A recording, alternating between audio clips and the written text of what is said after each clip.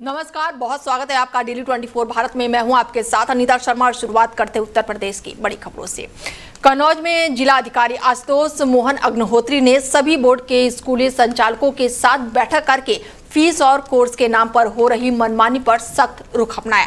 बैठक में UP board, CBSE और साथ ही आईसीएसई स्कूलों के प्रतिनिधि शामिल हुए, जहां पर डीएम ने स्पष्ट निर्देश दिए कि अभिभावकों पर अतिरिक्त आर्थिक बोझ डालने वाली गतिविधियों पर रोक लगाई जाए।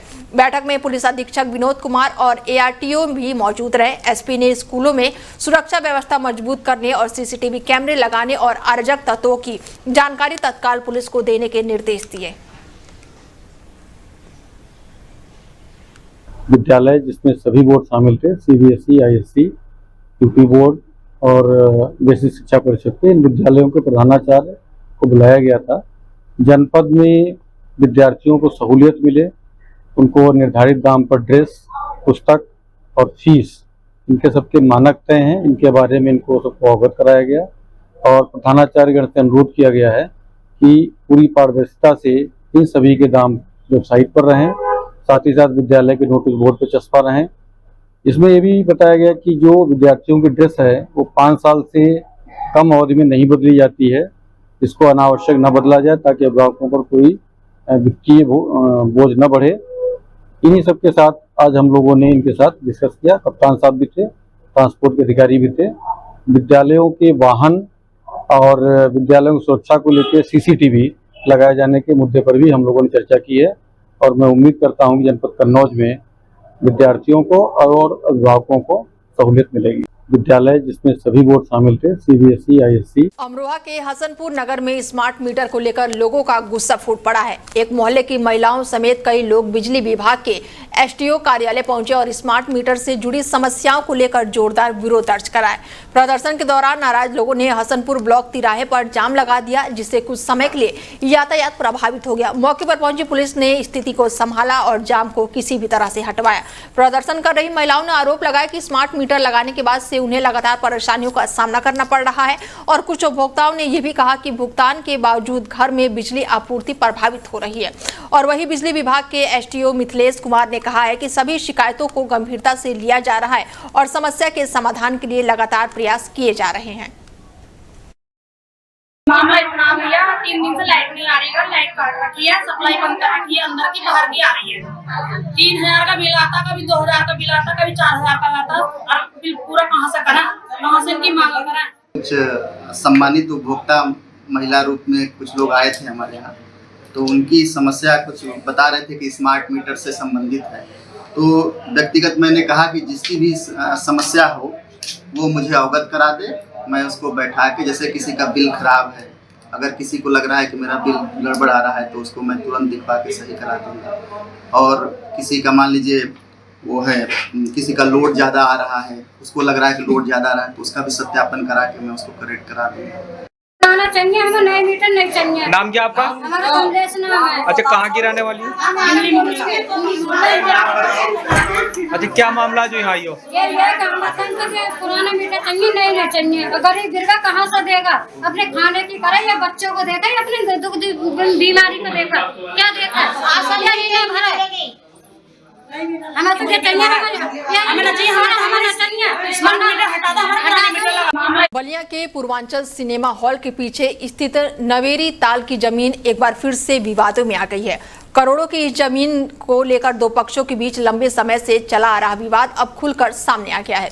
दोनों पक्ष आमने सामने दस्तावेजों के आधार पर जमीन पर मालिकाना हक का दावा कर रहे हैं। एक पक्ष का कहना है कि उनके पास सभी वैध कागजात मौजूद हैं, विपक्ष के पास कोई भी ठोस प्रमाण नहीं है, जबकि दूसरे पक्ष का आरोप है कि उनकी पुश्तैनी जमीन पर गलत तरीके से कागजात तैयार करके कब्जा दिखाया जा रहा है। फिलहाल ये मामला न्यायालय में विचाराधीन है और दोनों पक्ष आपसी दावेदारी पर अड़े हुए हैं। स्थिति को देखते हुए प्रशासन भी सतर्क है और पूरे मामले पर नजर बनाए हुए है। पूरा टोली के रहने वाले हैं। अभी आप कहाँ पे खड़े हैं? अभी अपने परदादा दादा के भूमि पर खड़े हैं, अपने भूमि पर खड़े हैं, जमीन पर खड़े हैं। किसका ये जमीन, किस नाम से ये हमारे परदादा का नाम से, चरित्र तुरा के नाम से जमीन है, 4 बीघा जमीन है।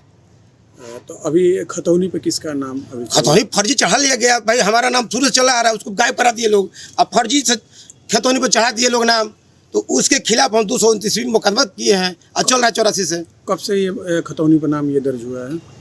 एक खतौनी से फर्जी ये लोग लमसम 72-73 के बाद ही लोग आए हैं। अब जैसे भी 62 में लोग फर्जी नाम चढ़ा करके और काट पीट कर घुसे हैं लोग। टोटल ये कितना जमीन का? टोटल ये 4 बीघा जमीन है, 2 एकड़ 59 डिसमिल। अभी फिलहाल आप आए हैं यहाँ पे, किस तरह का मतलब विवाद?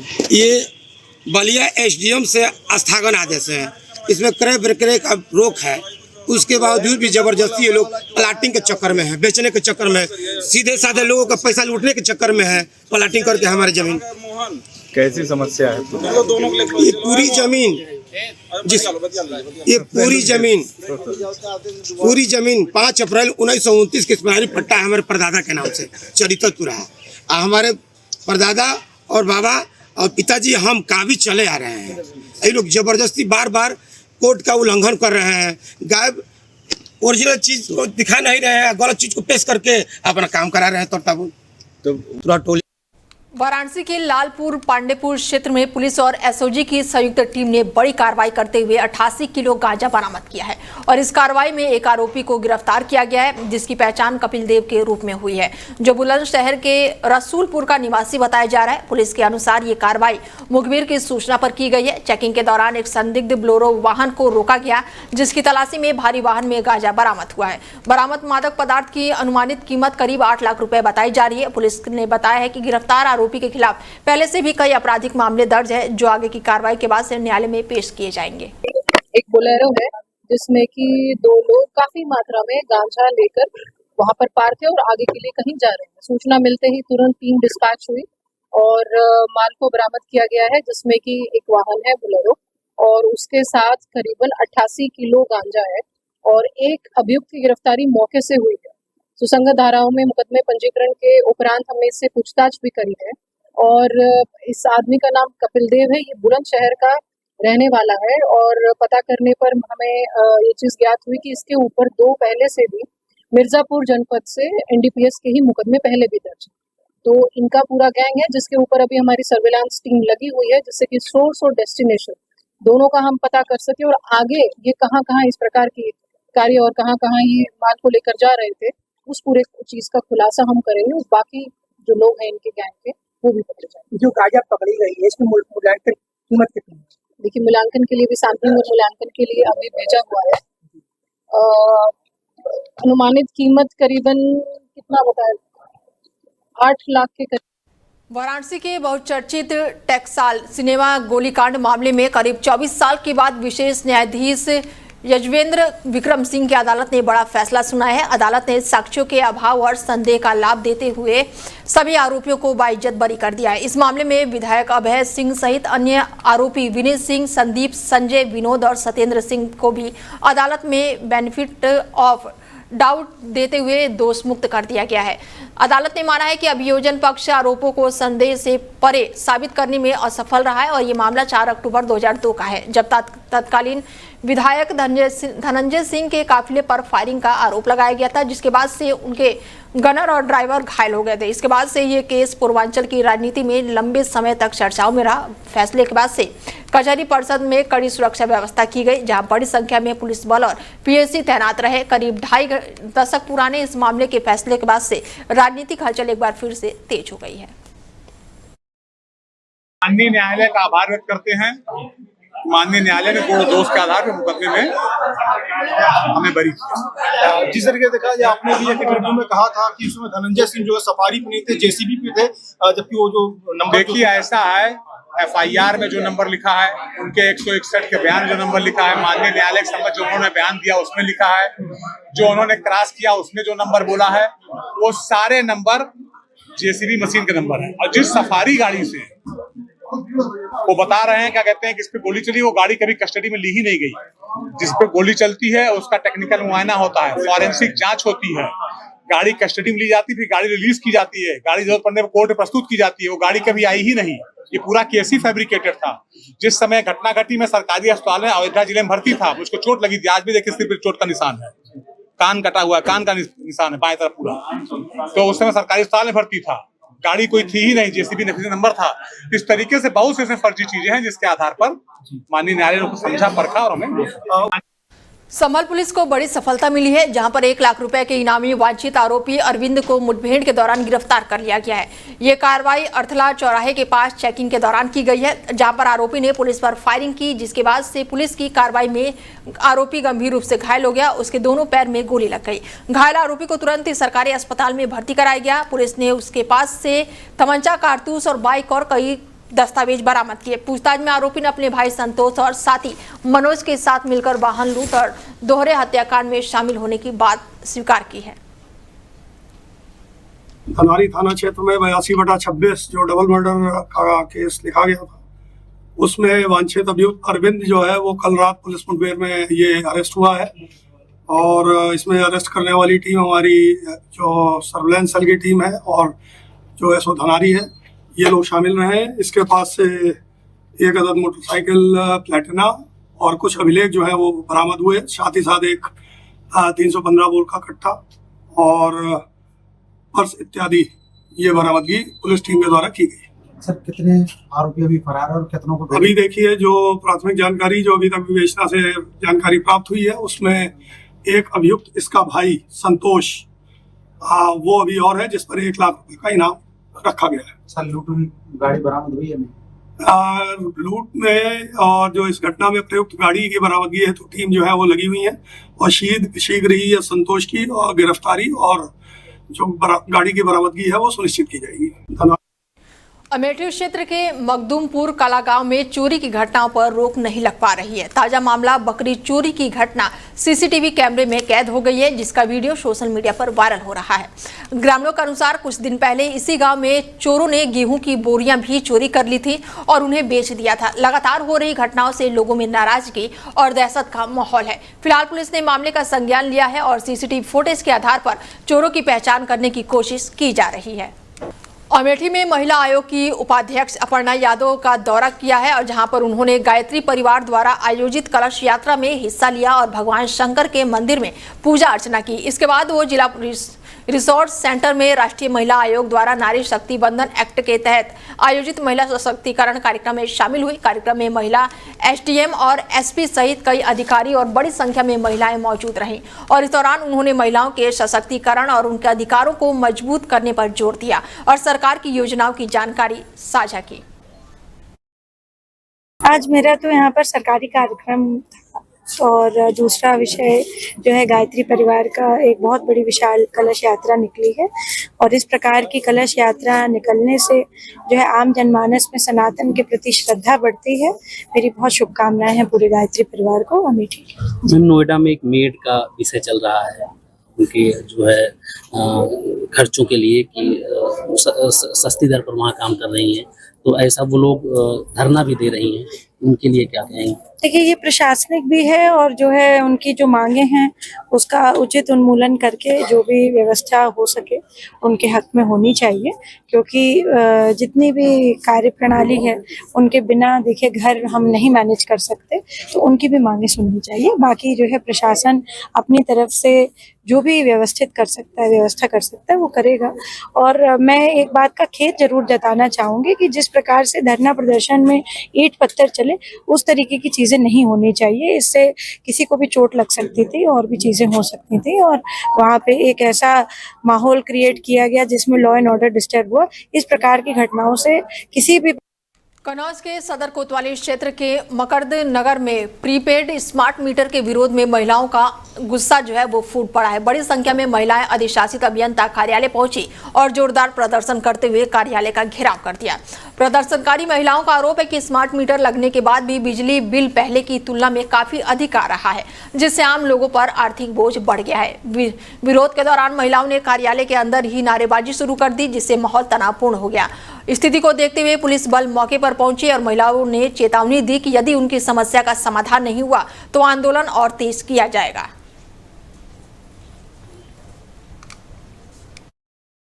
बत्ती के लिए आए, आज 8-9 दिन हो गए हमारे घर पे लाइट, हमारे बच्चे छोटे छोटे बाती जला रहे हैं तो करे 500 रुपये एक्स्ट्रा लगेंगे 2 दिन बत्ती के लिए। बताओ, हमारे 500 रुपये बिल महीने में आता था, अब हम 1000-2000 कहाँ से जमा करते हैं? 1000 जमा किए, उसके एडवांस कोई पैसे किसी की लिखत में है नहीं। हम डायरेक्ट बत्ती जलाएंगे, मीटर उखाड़ के फेंक देंगे और जिसका कौशाम्बी में मिशन शक्ति अभियान के तहत पुलिस ने बड़ी कार्रवाई करते हुए थाना मजनपुर क्षेत्र में 4 अपहरणकर्ताओं को सकुशल बरामद किया है और ये सभी पीड़िताएं जो हैं विभिन्न मामलों से जुड़ी हुई थी और अलग अलग जगहों पर रखी गई थी। पुलिस टीम ने तत्काल कार्रवाई करते हुए सभी को सुरक्षित रेस्क्यू किया और आवश्यक कानूनी प्रक्रिया के तहत उन्हें मेडिकल परीक्षण और काउंसलिंग के लिए भेज दिया गया है। पुलिस के अनुसार मामले में शामिल आरोपियों के खिलाफ साक्ष्य जुटाए जा रहे हैं और आगे की कार्रवाई तेज की गई है।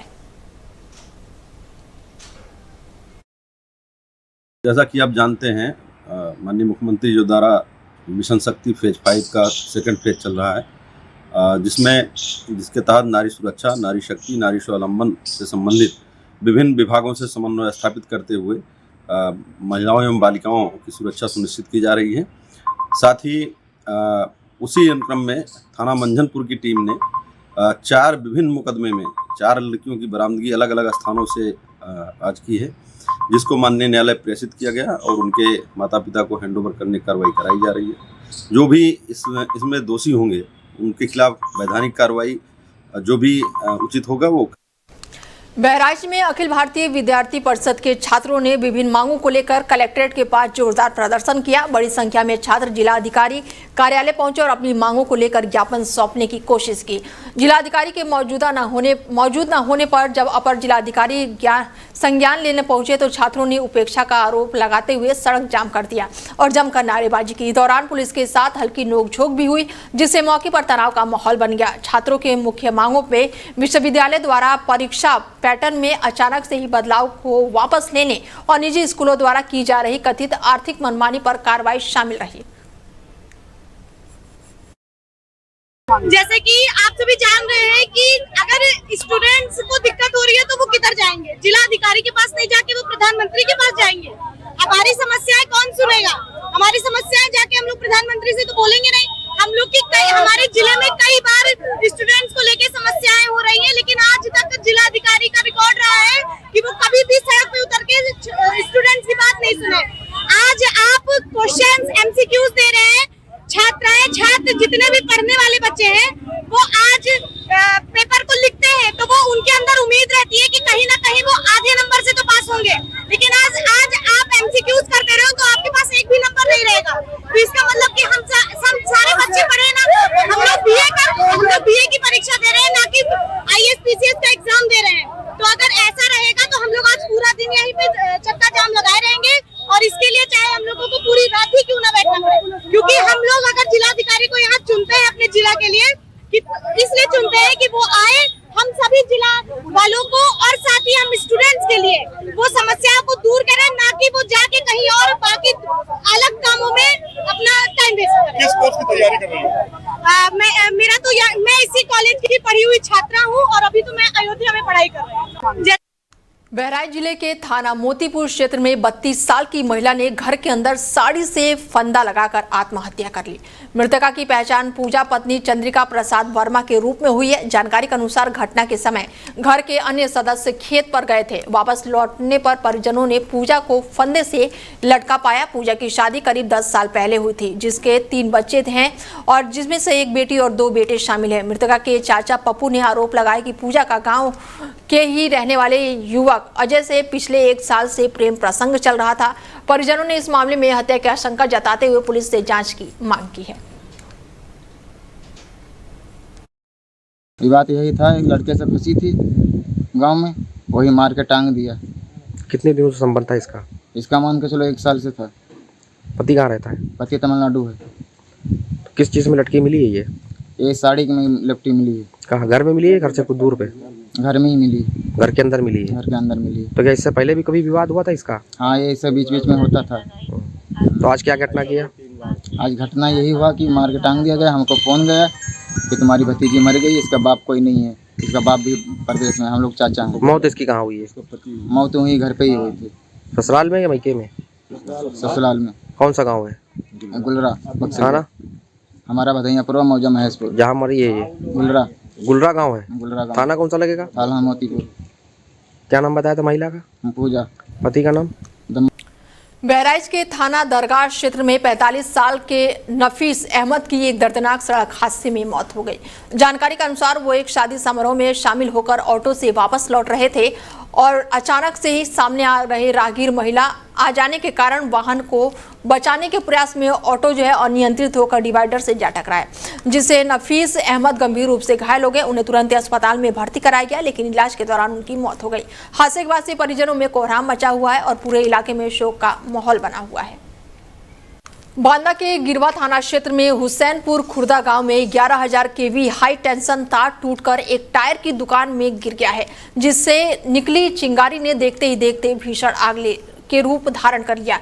जानकारी के अनुसार दुकान के अंदर पति पत्नी सो रहे थे और आग इतनी तेजी से फैली कि महिला की मौके पर ही जलकर दर्दनाक मौत हो गई, जबकि पति गंभीर रूप से घायल हो गया। घटना की सूचना मिलते ही फायर ब्रिगेड और पुलिस मौके पर पहुंची और कड़ी मशक्कत के बाद आग पर काबू पाया गया। घायल पति को अस्पताल में भर्ती कराया गया है। महिला के शव को पोस्टमार्टम के लिए भेज दिया गया है। ललितपुर में एक किसान की संदिग्ध परिस्थितियों में मौत का मामला सामने आया है, जिससे पूरे इलाके में सनसनी फैल गई है। जानकारी के अनुसार 32 साल के राम गोपाल की तबीयत अचानक से ही बिगड़ने के बाद से इलाज के दौरान उनकी मौत हो गई। परिजनों का आरोप है कि खेत में फसल से जुड़ी समस्या और एजेंट से हुए विवाद के बाद से युवक ने विषैला पदार्थ का सेवन कर लिया। परिजनों के अनुसार वो पिछले करीब 1 माह से खेत में काम कर रहा था और घटना से पहले घर से बाहर गया था। गंभीर हालत में उसे पहले अस्पताल में भर्ती कराया गया है, जिसके बाद से इलाज के दौरान युवक की मौत हो गई। वहीं ललितपुर में स्मार्ट मीटर को लेकर उपभोक्ताओं का गुस्सा खुलकर सामने आ गया है। बड़ी संख्या में लोग बिजली विभाग कार्यालय पहुंचे हैं और जोरदार प्रदर्शन किया। प्रदर्शन कर रहे उपभोक्ताओं ने आरोप लगाया कि स्मार्ट मीटर लगने के बाद भी बिजली बिलों में अनियमितता बढ़ गई है, जिससे आम जनता और अतिरिक्त आर्थिक बोझ पड़ गए हैं। कई लोगों ने कहा है कि उनकी शिकायतों का समाधान नहीं किया जा रहा है। नाराज उपभोक्ताओं ने जिलाधिकारी को ज्ञापन सौंपकर मामले की जांच की मांग की है। 2 तारीख को बिल भरा था, मैं पी गया था पूरा। इसके बाद ही लाइट काट दी गई है।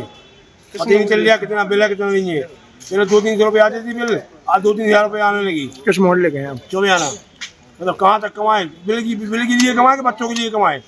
17,000 की 5 दिन में बिजली खा गया मीटर,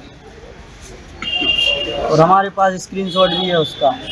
अगर ये बोल रहे हमारा सिस्टम सही है तो सिस्टम के हिसाब से एडवांस भरा था 14,000 और आज 3300 रुपये माइनस में बता रहा है। कहाँ आए हैं आज, क्या चाहते हैं? कलेक्ट्रेट में आए डीएम साहब के पास, क्योंकि जेई साहब सुन नहीं रहे। आप गए थे बिजली विभाग गए थे, वहाँ बोलते मैडम बोलती सर के पास जाओ, सर बोलते एप्लीकेशन लिखते तो वो बोल रहे इस मैटर पे नहीं, चेक मीटर के नाम पे ले आओ। चेक मीटर की लिखवा दे तो बोलते मीटर सही के हिसाब से लिखवा। मतलब एप्लीकेशनों में पैसे लगाते रहो। आपके घर चेक मीटर लगा है? चेक मीटर नहीं लगा है हमारे यहाँ। क्या समस्या है? पिछली बार 5 तारीख को मेरी लाइट कटी थी, उससे पहले 23 तारीख को मैंने बिल भरा था।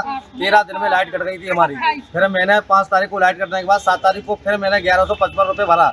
उसके बाद मेरी 8 दिन लाइट जली है। 15 तारीख है आज मेरी लाइट कट चुकी है, जो कि लाइट अब आ नहीं रही है। बताइए, रीडिंग का पता चलता नहीं है। 8-8 दिन में अगर ऐसे बिल आएंगे तो लोग क्या अपने बाल बच्चे पालेंगे? कितना बिल आया?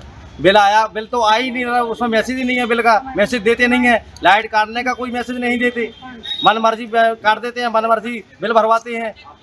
ये सारी समस्या है भाई हम लोगों की। माता है, बहनें हैं बेचारी। अच्छा, उसमें एडवांस वाला सिस्टम चल रहा है, एक एडवांस डालो। अलीगढ़ में अवैध रूप से चल रही डगेमार बसों और बिना परमिट वाहनों पर अब प्रशासन सख्ती की तैयारी कर रहा है। शहर में ऐसे वाहनों को संख्या बढ़ने और नियमों के उल्लंघन की शिकायतों के बाद से आरटीओ विभाग सक्रिय हो गया है। एसपी ट्रैफिक के अनुसार आरटीओ विभाग के साथ मिलकर एक संयुक्त टीम बनाई जाएगी, जो अवैध वाहनों के खिलाफ विशेष अभियान चलाएगी। आरटीओ दीपक शाह ने स्पष्ट किया है कि बिना अनुमति और मानकों के खिलाफ चलने वाले वाहनों पर जल्द ही सख्त कार्रवाई की जाएगी। साथ ही नियम तोड़ने वाले चालकों के खिलाफ कानूनी कदम भी उठाए जाएंगे। कार्रवाई की जा रही है और ये एक ऐसी कार्रवाई है जो हमेशा जारी रहनी चाहिए, क्योंकि जो बस वाले होते हैं या अनधिकृत संचालन जो लोग करते हैं, उनका एम ही यही होता है कि जुर्माना भरो, छुड़ा लो और फिर चलते रहो। इसलिए हम इस चीज को सुनिश्चित करने का बिल्कुल प्रयास करेंगे कि हमारे जनपद में और हमारे संभाग में किसी भी प्रकार का अनधिकृत संचालन ना हो।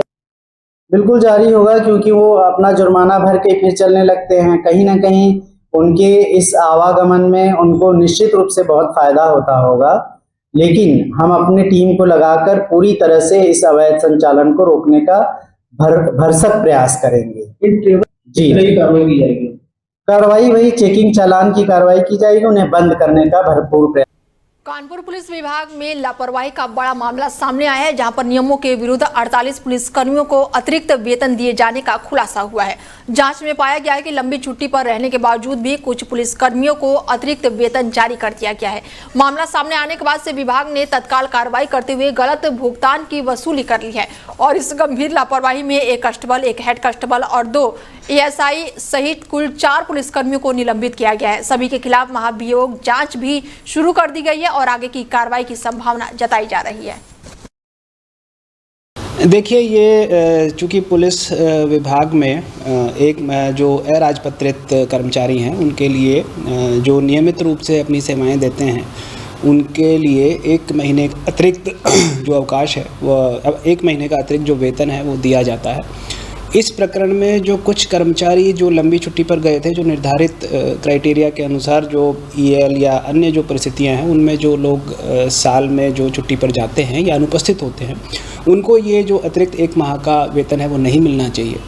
तो संबंधित कुछ कर्मचारियों की लापरवाही की वजह से लगभग 50 कर्मचारियों का जो ये अतिरिक्त 1 माह का वेतन है वो उन्हें दे दिया गया था, जिसकी कटौती नियमानुसार कर ली गई है। और ये जो लापरवाही हुई है, जो ये कुछ अनियमितता हुई है, उसके संदर्भ में एक कांस्टेबल, एक हेड कांस्टेबल और 2 जो एएसआईएम रैंक के जो हमारे कर्मचारी हैं उनको निलंबित किया गया है। उनके खिलाफ विभागीय कार्रवाई की जा रही है और जो संबंधित कटौती होनी है, जो अतिरिक्त वेतन उन्हें मिल गया है, उसकी कटौती भी कर ली गई है।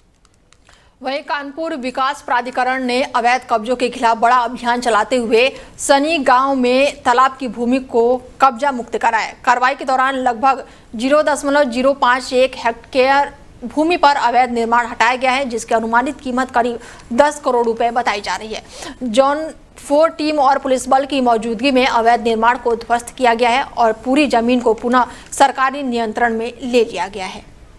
फिलहाल बुलेटिन में मेरे साथ इतना ही। दीजिए इजाजत, नमस्कार।